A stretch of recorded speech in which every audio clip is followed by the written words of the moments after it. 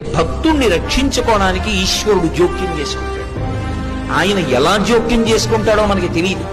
ఒక్కొక్కసారి బహుముందుగానే జోక్యం చేసుకుంటాడు. వచ్చేది తెలుస్తుంది కాబట్టి అడ్డుకట్ట వేసి నించుంటాడు.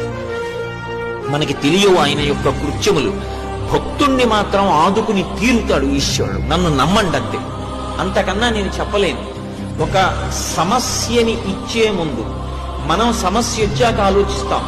భగవంతుణ్ణి నమ్ముకున్న వాడి గురించి పరమేశ్వరుడు సమస్య ఇవ్వడానికి ముందు వాడికి పరిష్కారం ఎలా చూపించాలని ఆలోచిస్తాడు. నన్ను నమ్ముకునున్నవాడు వాడు పాడైతే, అందుకే భాగవతంలో అష్టమ స్కంధంలో అంటాడు, వాడు నా కొరకు రక్షింపవలయువాడు. వాడి కోసం వాడిని నేను రక్షించట్లేదు, నా కోసం రక్షిస్తున్నా. అటువంటి వాడు పాడైపోతే లోకంలో భగవంతుడున్నాడు అని ఎవడు నమ్ముతాడు?